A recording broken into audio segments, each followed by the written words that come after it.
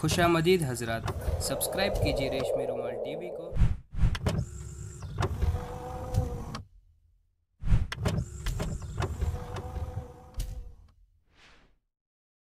الحمد لله رب العالمين، والصلاة والسلام على سيد الأنبياء والمرسلين وعلى آله وأصحابه أجمعين، أما بعد، فأعوذ بالله من الشيطان الرجيم. بسم الله الرحمن الرحيم. يا أيها النبي قل لأزواجك وبناتك ونساء المؤمنين يدنين عليهن من جلابيبهن ذلك أدنى أن يعرفن فلا يؤذين وكان الله غفورا رحيما. وقال تعالى في موضع آخر: وإذا سألتموهن متاعا فاسألوهن من وراء حجاب ذلكم أطهر لقلوبكم وقلوبهن. وقال النبي صلى الله عليه وسلم: الحياء من الإيمان، والإيمان من الجنة، والبذاء من الجفاء، والجفاء في النار. وقال في موضع آخر: ما كان الفحش في شيء إلا شانه،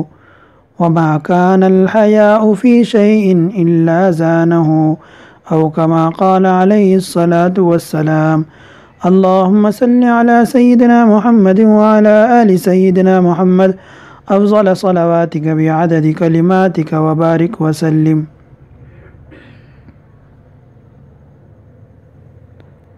اسلام نے خواتین کو عزت و حرمت کا جو مقام بخشا ہے اور اس کے تقدس کی حفاظت کے لیے جو تعلیمات دی ہے، وہ دنیا بھر کے مذاہب اور اقوام میں ایک منفرد حیثیت کی حامل ہیں۔ اسلام نے ایک طرف عورت کی حرمت اور دوسری طرف اس کے جائز تمدنی اور معاشرتی حقوق کا تحفظ کرنے کے لیے جو احکام عطا فرمائے ہیں، ان کی حکمتوں کا احاطہ انسانی عقل کے ادراک سے بالاتر ہے۔ مسلمان عورت اسی عزت کے تحفظ کے ساتھ تمام ضروری تمدنی حقوق رکھنے کے باوجود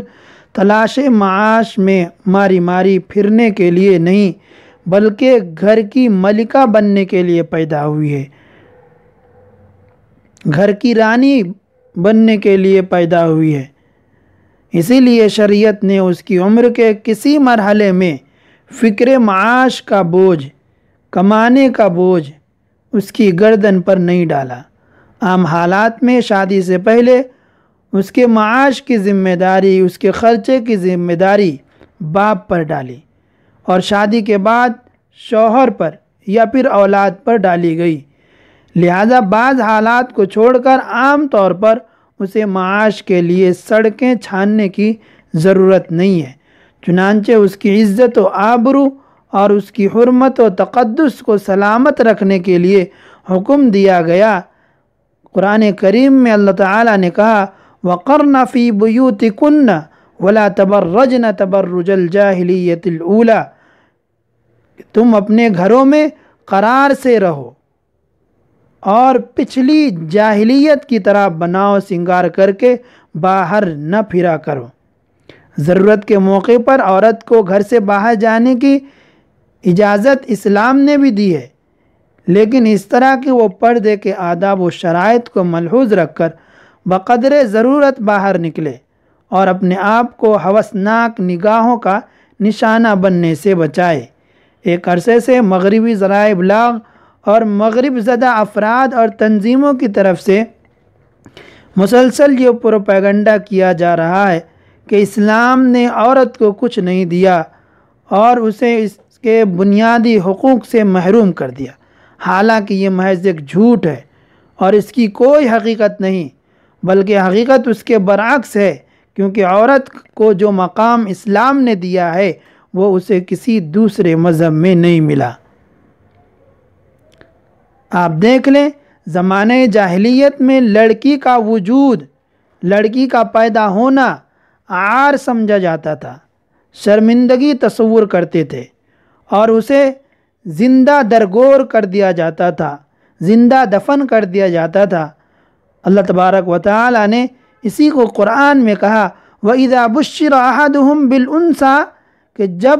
ان میں سے کسی کو لڑکی کے پیدا ہونے کی خوشخبری سنائی جاتی ظَلَّ وَجْهُهُ مُسْوَدًّا اس کا چہرہ سیاہ ہو جاتا،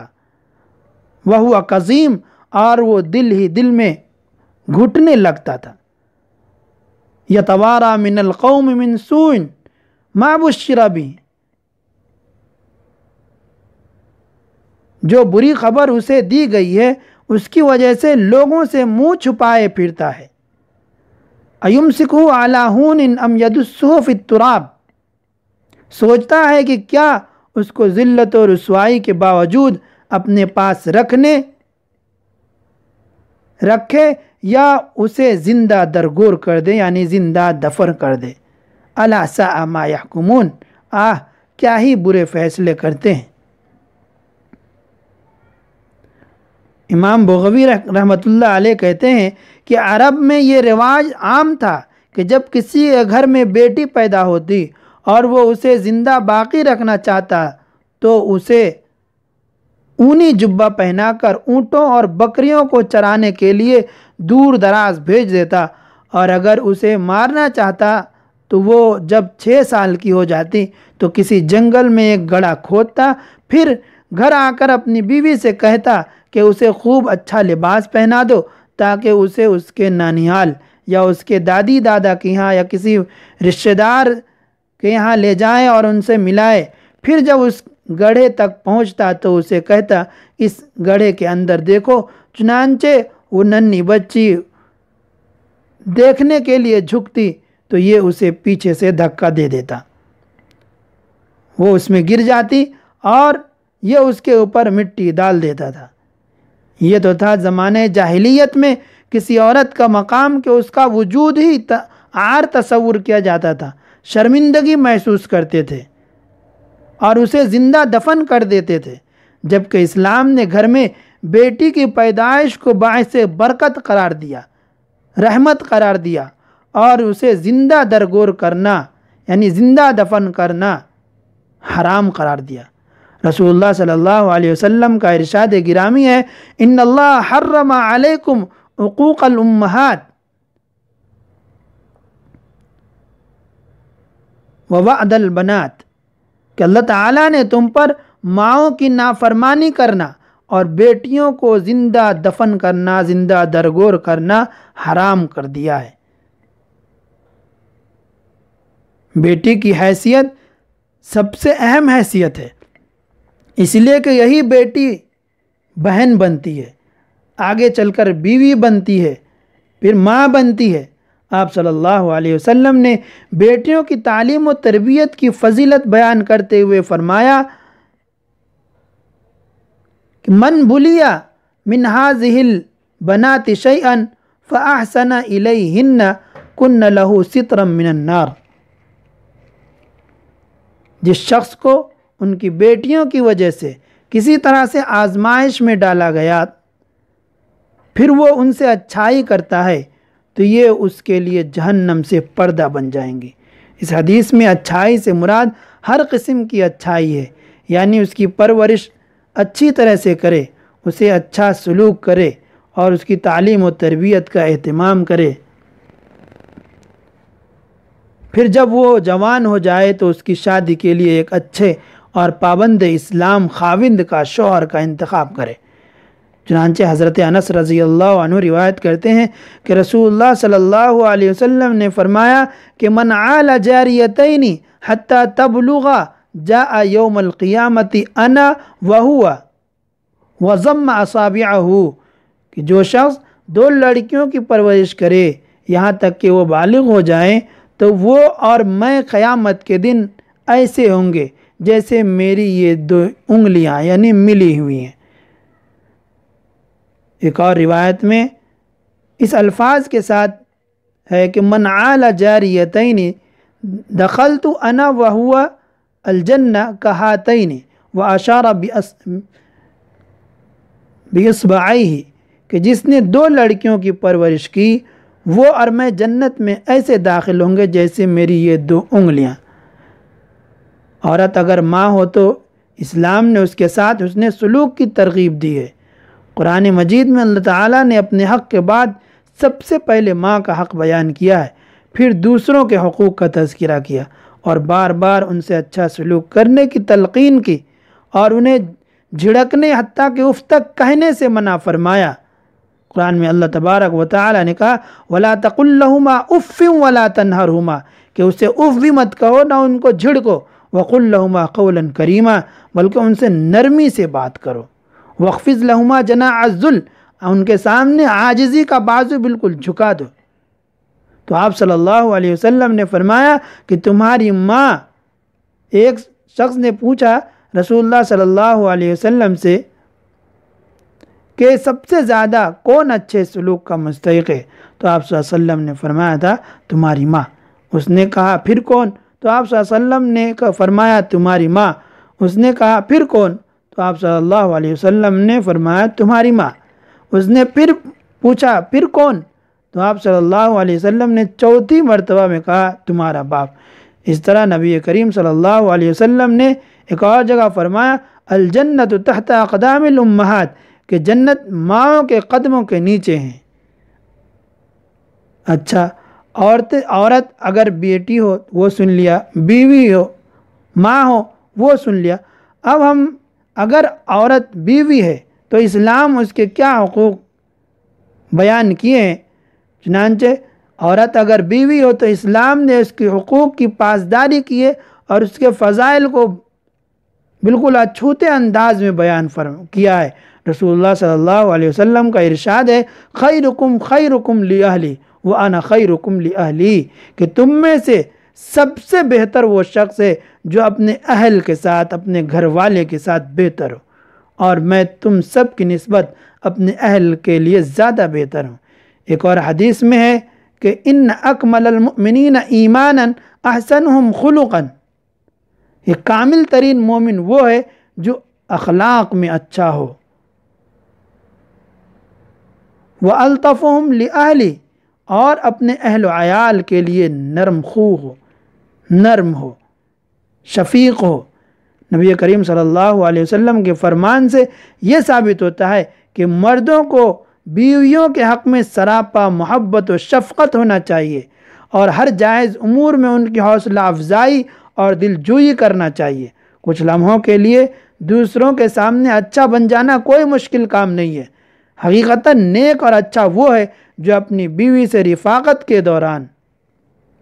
صبر و تحمل سے کام لینے والا ہو، جبکہ گھر میں کوئی نہ ہو، کچھ الٹا سیدھا بیوی سے ہو جائے تو اس کو محبت سے اور شفقت سے سمجھائے۔ یہ نہیں کہ صرف دوسروں لوگوں کو دکھانے کے لیے ذرا نرمی سے بات کریں، بلکہ ہر جگہ ہم اسلام نے جو ہمیں حکم دیا ہے کہ بیوی کے ساتھ نرمی کے ساتھ، شفقت کے ساتھ ان سے پیش آنا چاہیے۔ اللہ رب العزت کا فرمان ہے کہ من عمل صالحا من ذکر او انثى وهو مؤمن فلنحيينه حیاتا طیبہ،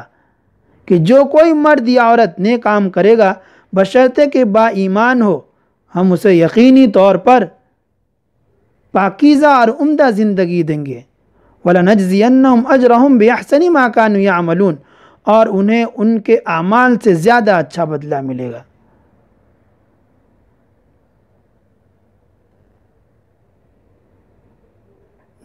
لیکن جس ماحول اور معاشرے میں ہم زندگی کا گزران کر رہے ہیں وہ ایسا معاشرہ ہے کہ جس معاشرے میں پاکیزگی کی کوئی قیمت نہ رہی، جہاں عفت و عصمت کے بجائے اخلاق باختگی اور حیا سوزی کو مخصوص سمجھا جانے لگا ہے۔ ظاہر ہے کہ اس تقسیم سے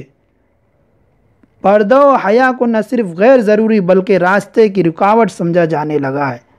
چنانچہ جب مغرب میں تمام اخلاقی اقدار سے آزادی کی ہوا چلی تو مرد نے عورت کے گھر میں رہنے کو اپنے لیے دوہری مصیبت سمجھا۔ ایک طرف تو اس کی ہوسناک طبیعت عورت کی کوئی ذمہ داری قبول کیے بغیر قدم قدم پر اس سے لطف اندوز ہونا اور اس سے انجوائے کرنا،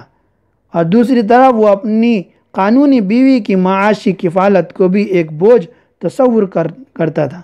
چنانچہ اس نے دونوں مشکلات کا جو عیارانہ حل نکالا، اس کا خوبصورت اور معصوم نام تحریک آزادی نسواں رکھ دیا۔ عورت کو یہ پڑھایا گیا، انہیں یہ پٹی پڑھائی گئی کہ تم اب تک گھر کی چار دیواری میں قید ہو، اب آزادی کا دور ہے، تمہیں اسی قید سے باہر آ کر زندگی کے ہر کام میں حصہ لینا چاہیے۔ اب تک تمہیں حکومت اور سیاست کے ایوانوں سے بھی محروم رکھا گیا، اب تو تم باہر آ کر زندگی کی جد و جہد میں برابر کا حصہ لو۔ دنیا بھر کے اعزازات اور اونچے اونچے مناصب تمہارا انتظار کر رہے ہیں۔ عورت بیچاری ان دل فریب نعروں سے متاثر ہو کر گھر سے باہر آ گئی اور پروپیگنڈے کے تمام مسائل کے ذریعے شور مچا مچا کر اسے یہ باور کرایا گیا کہ اسے صدیوں کی غلامی کے بعد آج کے دور میں آزادی ملی ہے اور اب اسے اس کے رنج کا خاتمہ ہو گیا۔ ان دل فریب نعروں کی آڑ میں عورت کو گھسیٹ کر سڑکوں پر لایا گیا،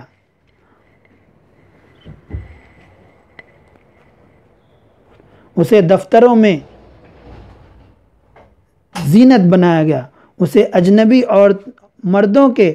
پرائیویٹ سیکریٹری کا منصب بخشا گیا، اسے سینکڑوں انسانوں کی حکم برداری کے لیے ایئر ہوسٹس کا عہدہ عنایت کیا گیا، اسے تجارت چمکانے کے لیے سیلز گرل اور ماڈل گرل بننے کا شرف بخشا گیا، اور اس کے ایک ایک عضو کو برسر بازار رسوا کر کے گاہکوں کو دعوت دی گئی کہ آؤ اور ہم سے مال خریدو۔ یہاں تک کہ وہ عورت جس کے سر پر دین فطرت نے عزت و آبرو کا تاج رکھا تھا، جس کے گلے میں عفت و عصمت کے ہاتھ ڈالے تھے، تجارتی اداروں کے لیے ایک تفریح کا سامان بن کر رہ گئی ہے۔ نام یہ لیا گیا تھا کہ عورت کو آزادی دے کر سیاست و حکومت کے ایوان اس کے لیے کھولے جا رہے ہیں، لیکن ذرا جائزہ لے کر تو دیکھیے کہ اس عرصے میں خود مغربی ممالک کی کتنی عورتیں صدر، وزیر اعظم یا وزیر بن گئیں، کتنی خواتین کو جج بنایا گیا، کتنی عورتوں کو دوسرے بلند مناصب کا اعزاز نصیب ہوا۔ اعداد و شمار جمع کیے جائیں تو ایسی عورتوں کا تناسب بمشکل چند فی لاکھ ہوگا۔ ان گنی چنی خواتین کو کچھ مناصب دینے کے نام پر باقی لاکھوں اور کروڑوں عورتوں کو جس بے دردی کے ساتھ سڑکوں بازاروں میں گھسیٹ لایا گیا اور ان کی عزتوں سے کھلواڑ کیا گیا، اور وہ آزادی نسواں کے فراڈ کا المناک ترین پہلو ہے۔ آج یورپ اور امریکہ میں جا کر دیکھیے تو دنیا کے بھر کے تمام نچلے درجے کے کام عورت کے سپرد ہیں۔ ہوٹل میں ویٹر کی حیثیت سے، اسی طرح سے چھوٹے موٹے ان کے کام سونپے گئے، ورنہ یہ خدمات تمام تر عورتیں انجام دیتی ہیں۔ ہوٹلوں میں مسافروں کے کمرے صاف کرنے، ان کے بستر کی چادریں بدلنے اور روم اٹینڈنٹ کی خدمات تمام تر عورتوں کے سپرد ہیں۔ دکانوں پر مال بیچنے کے لیے مرد خال خال نظر آئیں گے، یہ کام بھی عورتوں ہی سے لیا جا رہا ہے۔ دفاتر کے استقبالیوں پر عام طور پر ویلکم کرنے کے لیے عورتیں ہی ہوتی ہیں۔ ایسے میں کیسی یہ آزادی ہے ذرا بتائیے، جہاں پر اس کی عزتیں محفوظ نہیں، جہاں پر اسے ہوس کی نگاہوں سے دیکھا جا رہا ہو، یہ کس طرح کی آزادی ہے؟ پروپیگنڈے کی قوتوں نے یہ عجیب و غریب فلسفہ ذہنوں پر مسلط کر دیا ہے کہ عورت اگر اپنے گھر میں اپنے اور اپنے شوہر، اپنے ماں باپ، بہن بھائیوں اور اولاد کے لیے خانہ داری کا انتظام کرے تو یہ قید اور ذلت ہے، لیکن وہی عورت اجنبی مردوں کے لیے کھانا پکائے، ان کے کمروں کی صفائی کرے، ہوٹلوں اور جہازوں میں ان کی میزبانی کرے، ان کو ویلکم کرے، دکانوں پر اپنی مسکراہٹوں سے گاہکوں کو متوجہ کرے اور دفاتر میں اپنے افسروں کی ناز برداری کرے، تو یہ آزادی اور اعزاز ہے۔ پھر ستم ظریفی کی انتہا یہ ہے کہ عورت کسب معاشرہ کے لیے 8 گھنٹے کی یہ سخت اور ذلت آمیز ڈیوٹیاں ادا کرنے کے باوجود اپنے گھر کے کام دھندوں سے اب بھی فارغ نہیں ہوئی۔ گھر کی تمام خدمات آج بھی پہلے کی طرح اسی کے ذمے، اور یورپ امریکہ میں اکثریت ان عورتوں کی ہے جن کو 8 گھنٹے کی ڈیوٹی دینے کے بعد اپنے گھر پہنچ کر کھانے پکانے، برتن دھونے، گھر کی صفائی کا کام اب بھی کرنا پڑتا ہے۔ یہ تو نام نہاد آزادی کے وہ نتائج ہیں جو خود عورت اپنی ذاتی زندگی میں بھگت رہی ہیں، اور مرد و زن کے بے محابہ اختلاط سے پورے معاشرے میں بد اخلاقی،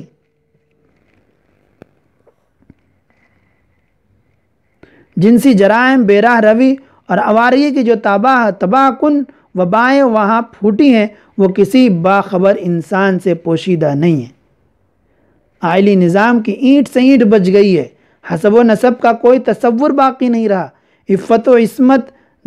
داستانیں پارینہ بن چکی ہیں، طلاقوں کی کثرت نے گھر کے گھر اجاڑ دیے ہیں، جنسی جنون تصور کی خیالی سرحدیں بھی پار کر چکا ہے، اور فحاشی کی عفریت نے انسانیت کی ایک ایک قدر کو ختم کر کے رکھ دیا ہے۔ یہ واقعات کسی خیالی دنیا کے نہیں ہیں، یہ مغربی ممالک کے وہ ناقابل انکار حالات ہیں جن کا ہر شخص وہاں جا کر مشاہدہ کر سکتا ہے، اور جو لوگ وہاں نہیں جا سکے ان حالات کی خبریں لازماً ان تک بھی پہنچتی رہتی ہیں۔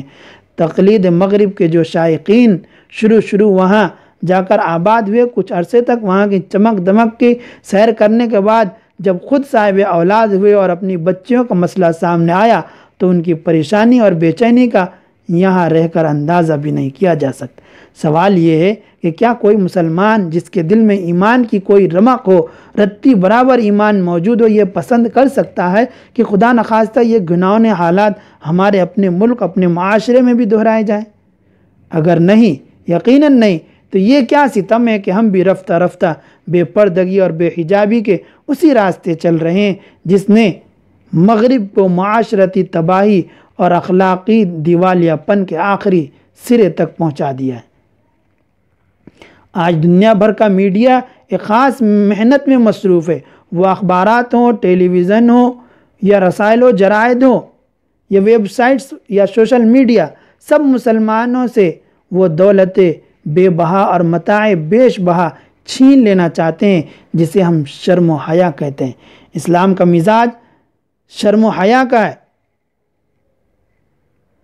اور مغربی ثقافت کی ساری بنیادیں بے حیائی اور بے شرمی پر کھڑی ہیں۔ حیائی وہ جوہر ہے جس سے محروم ہونے کے بعد انسان کا ہر قدم برائی کی طرف ہی اٹھتا ہے اور ہر گناہ کرنا آسان سے آسان تر ہو جاتا ہے۔ شرم و حیا آپ کے لیے ایسی قدرتی اور فطری ڈھال ہے جس کی پناہ میں آپ معاشرے کی تمام گندگیوں سے محفوظ رہتے ہیں۔ شرم و حیا کی اسی اہمیت کی وجہ سے قرآن و حدیث میں ہمیں بار بار اس کی طرف متوجہ کیا گیا، اور شریعت اسلامی میں اس صفت کو نمایاں مقام حاصل ہے۔ جناب رسول اللہ صلی اللہ علیہ وسلم نے امت کو اس کی نہایت تاکید فرمائی۔ آپ صلی اللہ علیہ وسلم نے فرمایا، الحیاء لا یأتی الا بخیر، حیا کا نتیجہ صرف خیر ہے۔ ایک اور جگہ فرمایا، ان لکل دین خلقا وخلق الاسلام الحیاء، کہ ہر دین کی خاص ایک عادت ہوتی ہے اور اسلام کی عادت حیا ہے، شرمندگی ہے۔ اور ایک جگہ فرمایا، الحیاء والایمان قرناء جمیعا فاذا رفع احدهما رفع الاخر، حیا اور ایمان دونوں ایک دوسرے سے ملے ہوئے ہیں، ان میں سے کوئی ایک بھی اٹھ جائے، ایک بھی ختم ہو جائے تو دوسرا بھی خود بخود اٹھ جاتا ہے۔ ایک اور جگہ اللہ کے نبی صلی اللہ علیہ وسلم نے فرمایا، الحیاء شعبۃ من الایمان، حیا ایمان کا اہم ترین شعبہ ہے۔ اور شروع میں نے ایک روایت پڑھی کہ جس میں رسول اللہ صلی اللہ علیہ وسلم نے فرمایا، الحیاء من الایمان، حیا ایمان میں سے ہے، والایمان من الجنہ، اور ایمان یعنی اہل ایمان جنت میں ہے، والبذاء من الجفا، اور بے حیائی بدی میں سے ہے، برائی میں سے ہے، والجفاء فی النار، اور بدی والے گناہگار یہ جہنمی ہے۔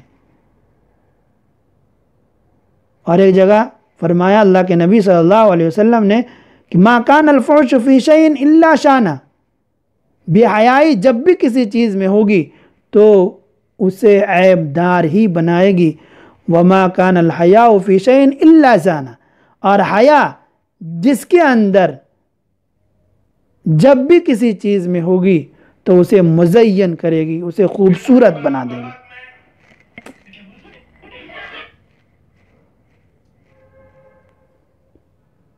اسلامی شریعت میں حیا سے مراد محض انسانوں سے حیا نہیں ہے، بلکہ اسلام اپنے ماننے والوں کو اس اللہ علیم و خبیر سے بھی شرم کرنے کی تلقین کرتا ہے جو ظاہر و پوشیدہ، حاضر و غائب ہر چیز کو اچھی طرح جاننے والا ہے۔ اس سے شرم کرنے کا تقاضا یہ ہے کہ جو فعل بھی اس کی نظر میں برا ہو اسے کسی بھی حال میں ہرگز نہ کیا جائے۔ یہ نہیں کہ لوگ دیکھ رہے ہیں تو ہم حیا کر رہے ہیں، ہم اکیلے ہیں تو گناہ کرنے لگ جائیں۔ وہاں بھی ہمیں اللہ سے حیا کرنی چاہیے، اور اپنے تمام اعضاء و جوارح، باڈی کے تمام پارٹ کو اس کا پابند بنایا جائے کہ ان سے کسی بھی ایسے کام کا صدور نہ ہو جو اللہ تعالیٰ سے شرمانے کے تقاضے کے خلاف۔ اس سلسلے میں رسول اللہ صلی اللہ علیہ وسلم نے امت کو واضح ہدایت فرمائی۔ چنانچہ ایک مرتبہ آپ صلی اللہ علیہ وسلم نے حضرات صحابہ کرام رضی اللہ عنہم اجمعین سے خطاب کرتے ہوئے فرمایا، استحیوا من اللہ حق الحیا، اللہ تعالیٰ سے اتنی ہی شرم کرو جتنی اس سے شرم کرنے کا حق ہے۔ صحابہ کرام رضی اللہ عنہم اجمعین نے کہا، انا نستحی یا نبی اللہ والحمد للہ، کہ تمام تعریفیں اللہ کے لیے ہے، اے اللہ کے نبی ہم اللہ سے شرم تو کرتے ہیں۔ تو آپ صلی اللہ علیہ وسلم نے فرمایا، لیس ذالک، یہ مراد نہیں ہے، بلکہ جو شخص اللہ سے شرمانے کے حق کو ادا کرے گا اسے 3 کام کرنے ہوں گے۔ اول یہ کہ اپنے سر کی حفاظت کرے، فَلْيَحْفَظْ الرَّأْسَ وَمَا وَعَى، اول یہ کہ اپنے سر کی حفاظت کرے اور اس چیز کی جس کو سر نے جمع کیا، اور دوسری چیز اللہ کے نبی صلی اللہ علیہ وسلم نے فرمایا البطن، پیٹ کی حفاظت کرے اور اس چیز کی جو پیٹ سے لگی ہوئی ہے، اور تیسرا یہ کہ موت کو اور موت کے بعد کے حالات کو یاد کرے۔ خلاصہ یہ کہ جو شخص آخرت کا ارادہ کرے وہ دنیا کی زیب و زینت چھوڑ دے، پس جو ایسا کرے گا تو وہ اللہ سے حیا کرنے کا حق ادا کرے گا۔ رسول اللہ صلی اللہ علیہ وسلم نے غیر محرم عورتوں کو دیکھنا آنکھوں کا زنا قرار دیا۔ آنکھوں کا زنا دیکھنا ہے، کانوں کا زنا سننا ہے، اور زبان کا زنا بات چیت کرنا ہے، اور ہاتھ کا زنا پکڑنا اور پاؤں کا زنا چلنا ہے۔ لہٰذا جب غیر محرم مرد و عورت کا ایک دوسرے کو دیکھنا حرام ہے تو ان کی آپس میں میل ملاپ، ملاقات اور گھومنا پھرنا کیسے جائز ہو سکتا ہے؟ حضرت عقبہ بن عامر رضی اللہ عنہ سے روایت ہے کہ رسول اللہ صلی اللہ علیہ وسلم نے فرمایا کہ تم غیر محرم عورتوں کے پاس جانے سے پرہیز کرو۔ تو ایک انصاری نے کہا، اے اللہ کے رسول، الحمو یعنی خاوند کے بھائی یعنی دیور کے متعلق کیا کہتے ہیں؟ آپ صلی اللہ علیہ وسلم نے فرمایا، دیور موت ہے۔ اس حدیث میں ذرا غور کریں کہ جب دیور یعنی شوہر کا بھائی اپنی بھابھی کے لیے موت ہے تو عام مرد ان کا عورتوں کے ساتھ یا عورت کا مردوں کے ساتھ، غیر مردوں کے ساتھ، بوائے فرینڈ اور گرل فرینڈ کے ساتھ آپس میں اختلاط کرنا، ملاقات کرنا کتنا خطرناک ہو سکتا ہے۔ اسی لیے اللہ کے نبی صلی اللہ علیہ وسلم نے فرمایا، حضرت عبداللہ ابن عباس رضی اللہ عنہ سے مروی ہے کہ لا یخلون رجل بامرأة الا ومعها ذو محرم، کہ کوئی شخص کسی عورت کے ساتھ ہرگز خلوت میں نہ جائے، تنہائی میں نہ جائے، اکیلے میں نہ جائے، الا یہ کہ مگر یہ کہ اس کے ساتھ اس کا کوئی محرم ہو تو ٹھیک ہے۔ ولا تسافر المرأة الا مع ذی محرم، اور اسی طرح کوئی عورت بغیر محرم کے سفر نہ کرے۔ فقام رجل، ایک شخص کھڑے ہوئے اور کہا یا رسول اللہ ان امراتی خرجت حاجتن، اے اللہ کے نبی صلی اللہ علیہ وسلم، اے اللہ کے رسول، میری بیوی حج کے لیے روانہ ہو گئی ہے اور میرا نام فلاں فلاں غزوے کے لیے لکھ لیا گیا ہے۔ سنیے کان کھول کر کے، آپ صلی اللہ علیہ وسلم نے فرمایا انطلق، جاؤ اپنی بیوی کے ساتھ حج کرو، فحج مع امراتک، اپنی بیوی کے ساتھ حج کرو۔ خلاصہ یہ کہ خواتین کا پردہ کرنا فرض ہے۔ جب آپ صلی اللہ علیہ وسلم نے عورت کو اکیلے حج کرنے سے، بغیر محرم کے حج کرنے سے منع فرمایا، تو پھر ہمارا آپس میں گھومنا پھرنا، پارک میں ٹہلنا ہماری ماؤں اور بہنوں کا کیسے جائز ہو سکتا ہے؟ شرم و حیا کا جنازہ نکالنے کے لیے ایک اور دن ویلنٹائن ڈے ظالموں نے رکھ دیا۔ یہ دن دنیا بھر میں منایا جاتا۔ پہل محبت کا یہ بدنام دن صرف ایک امریکہ اور یورپ کے اخلاق و اقدار سے عاری، تنگ و تاریک محفلوں اور جھومتے گاتے نائٹ کلب کی بز میں ہی روایتی انداز سے منایا جاتا تھا، مگر آج تو ہر جگہ مغرب اور اس کی بدبخت تہذیب کی اندھی تقلید کا دور ہے۔ اہل مشرق جہاں ان کی نقالی اور رسم و رواج کو اپنانے میں ہی اپنا تر امتیاز جان رہے ہیں، اور اخلاق و اقدار کو ختم کرنے والے رسم و رواج، عید و تہوار اور خصوصی دنوں کو دین و شریعت کی کسوٹی پر پرکھے بغیر بلا چون و چرا منانے اور جشن کرنے کو اپنے مہذب ہونے کی علامت سمجھ رہے ہیں، تو وہیں یوم محبت ویلنٹائن ڈے بھی اسی میں شامل ہو گیا۔ ہر سال 14 فروری کو یعنی آج کے دن منایا جانے والا یہ دن دراصل موجودہ عیسائیوں کی ایک عید ہے، جس میں وہ اپنے مشرکانہ عقائد کے اعتبار سے خدائی محبت کی محفلیں جماتے ہیں۔ اس کا آغاز تقریباً 1700 سال قبل رومانیوں کے دور میں ہوا، جبکہ اس وقت رومانیوں میں بت پرستی عام تھی، اور رومانیوں نے پوپ ویلنٹائن کو بت پرستی چھوڑ کر عیسائیت اختیار کرنے کے جرم میں سزائے موت دی تھی۔ لیکن جب خود رومانیوں نے عیسائیت کو قبول کیا تو انہوں نے پوپ ویلنٹائن کی سزائے موت کے دن کو یوم شہید محبت کہہ کر اپنی عید بنا لی۔